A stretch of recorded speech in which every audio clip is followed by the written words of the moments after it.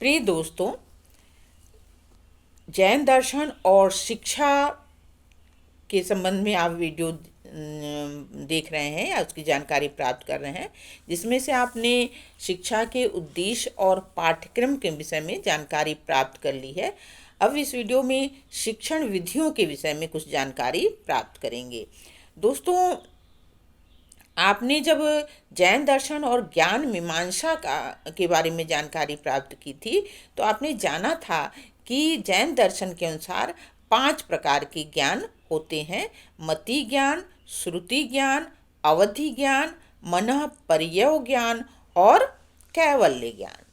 इसमें से जो मति ज्ञान है और श्रुति ज्ञान है, यह लौकिक जगत के लिए श्रेयस्कर है, क्योंकि मति ज्ञान और श्रुति ज्ञान में जो जैन दर्शन की शिक्षण विधियां कह लीजिए वह निहित हैं या दिखलाई पड़ती हैं। जिसमें तो हम पहला लेते हैं मति ज्ञान। मति ज्ञान को आपने जाना था कि मति ज्ञान को प्रत्यक्ष ज्ञान भी कहा जाता है और इसका प्रयोग आधुनिक शिक्षा प्रणाली में बहुतायत किया जाता है। जैसे भाषा के अध्यापन में शब्द ज्ञान देना हो, उसमें प्रत्यक्ष प्रणाली द्वारा प्रयोग किया जाता है। इसी तरह विज्ञान में प्रयोगशाला में जो अध्ययन किया जाता है, वो अध्यापन किया जाता है, वो फिर प्रत्यक्ष प्रणाली का प्रयोग किया जाता है। इसी तरह सामाजिक अध्ययन में अवलोकन विधि का प्रयोग किया जाता है। इस तरह गणित पढ़ाने के लिए भी प्रत्यक्ष विधि का प्रयोग किया जाता है। जैसे गणित की का जो प्रारंभिक प्रत्यय है, गणना है, जोड़ घटाना, गुणा भाग, प्रारंभिक रेखा गणित, ये सभी में प्रत्यक्ष विधि का बहुतायत से प्रयोग किया जाता है। आपने यह भी जाना था कि मति ज्ञान को संज्ञा ज्ञान और स्मृति ज्ञान भी कहा जाता है। तो ज्ञान के जो ये दोनों व्यवहार परिवर्तन हैं, ये हमारी जो आज की परीक्षा प्रणाली है उसके अंग बन चुके हैं। संज्ञा और स्मृति का प्रयोग केवल छात्रों की ज्ञान का परीक्षण करने के लिए ही नहीं किया जाता है, बल्कि उनके ज्ञान के स्थिरीकरण के लिए भी किया जाता है। जो बहुविकल्पी प्रश्न आजकल पूछे जाते हैं वह भी इसके अंतर्गत आते हैं। तो साथ ही साथ दोस्तों, आपने यह भी जाना था कि मति ज्ञान को तर्क ज्ञान भी कहा जाता है। तो जब बच्चे धीरे धीरे प्रारंभिक कक्षाओं से माध्यमिक कक्षाओं पर जाते हैं, उच्च माध्यमिक कक्षाओं में जाते हैं, तो इस ज्ञान का अर्थात तर्क विधि का प्रयोग आवश्यक हो जाता है। तो जैसे विज्ञान विषय है, सामाजिक अध्ययन है, भाषा है, गणित है, इन सभी में तर्क विधि का प्रयोग बहुतायत से प्रचुरता से किया जा सकता है। आपने गणित की संश्लेषण विश्लेषण विधि के विषय में अगर जानते होंगे, तो जो गणित की संश्लेषण विश्लेषण विधि है, इसमें भी इसका प्रयोग किया जाता है।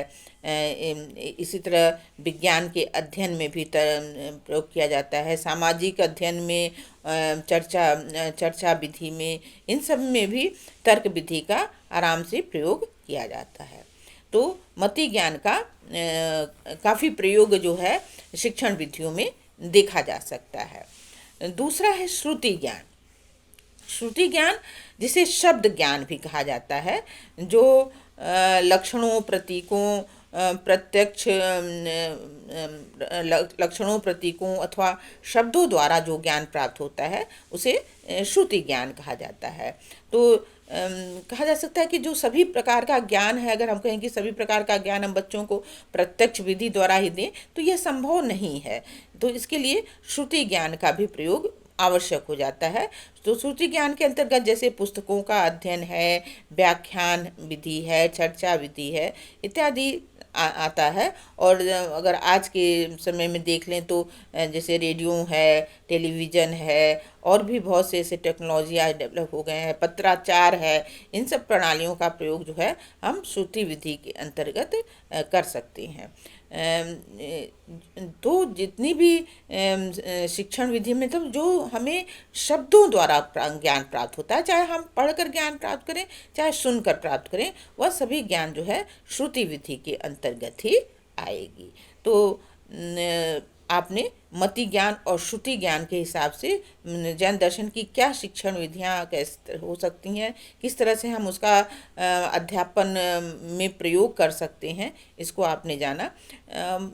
दोस्तों, जो जैन दर्शन की और अन्य 3 ज्ञान है, आपने जाना अवधि ज्ञान, मन प्रयोग ज्ञान और कैवल्य ज्ञान। तो ऐसा नहीं है कि उसमें विधि नहीं थे, लेकिन चूंकि यह लौकिक जगत के लिए उतना उपयोगी नहीं है, इसको यह उच्चतर ज्ञान की स्थिति है, आपने पहले भी जाना था, जो कि साधना द्वारा प्राप्त किया जाता है। तो किस विधि द्वारा हम साधना करें कि हम अवधि ज्ञान की ओर आगे बढ़ें, मन प्रयोग ज्ञान करें और कैवल्य ज्ञान की प्राप्ति करें, तो इसमें है। तो अगर जो इस स्तर तक जाना चाहे वह वो अवधि ज्ञान, मन प्रयोग ज्ञान और कैवल्य ज्ञान द्वारा उन विधियों का प्रयोग करके उच्चतर स्तर को प्राप्त कर सकता है। तो आपने आज जैन दर्शन और शिक्षा के अंतर्गत शिक्षण विधियों के विषय में जाना। आशा है आपको यह अच्छी तरह समझ में आया होगा। आप वीडियो देखने, लाइक करने, शेयर करने और चैनल पर आप नए हैं तो सब्सक्राइब करने के लिए बहुत बहुत धन्यवाद।